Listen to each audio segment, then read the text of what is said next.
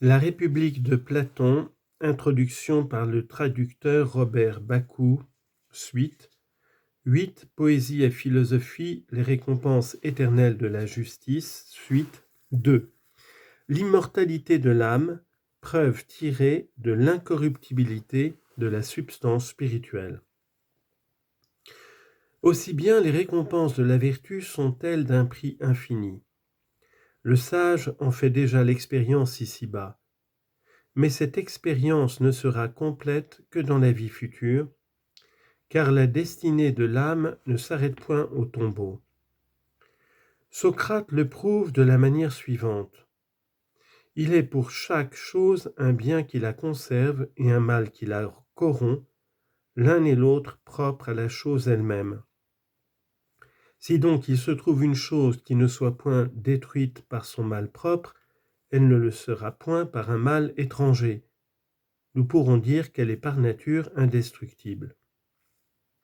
Or, n'est-ce pas le cas de l'âme ? Son mal propre, l'injustice, la pervertit, mais ne la tue point. La maladie et la mort du corps auraient-elles ce pouvoir ? En aucune façon, puisque ce sont des maux étrangers à sa substance. La maladie du corps ne rend pas l'âme plus injuste, donc la mort du corps ne la détruit point. On peut évidemment opposer à ce raisonnement une objection captieuse et prétendre que la mort corporelle dissout l'âme en la rendant plus injuste. Mais admettre pareille influence du corps sur l'âme oblige à admettre aussi l'influence inverse, c'est-à-dire à convenir que l'injustice accélère la destruction du corps et rend sa fin plus proche.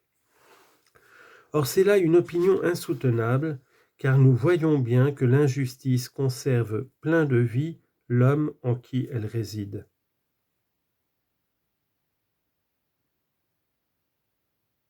On lit en note, sur les autres preuves platoniciennes de l'immortalité de l'homme, voir le Phédon et le Timée.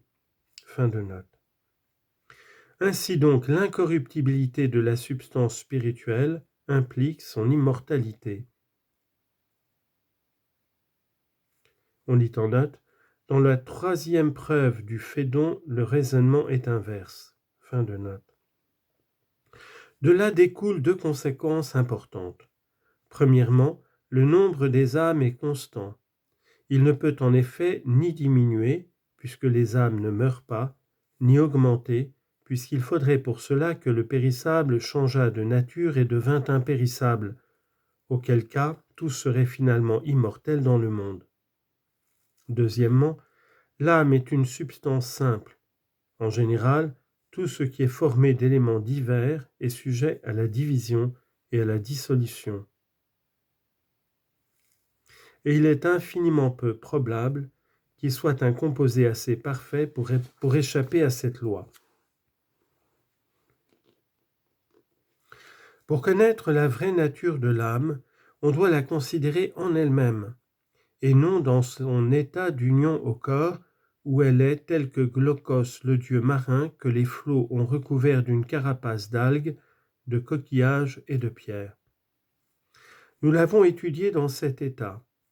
Voilà pourquoi nous avons distingué en elle trois parties de nature différente. Mais il faut avouer qu'elle est ainsi presque méconnaissable. Observons-la donc dans le noble effort qu'il arrache à cette gangue grossière et l'élève du fond de la mer des passions où elle est plongée vers le divin, l'impérissable et l'éternel. Nous verrons alors qu'une intime parenté l'unit à ces principes.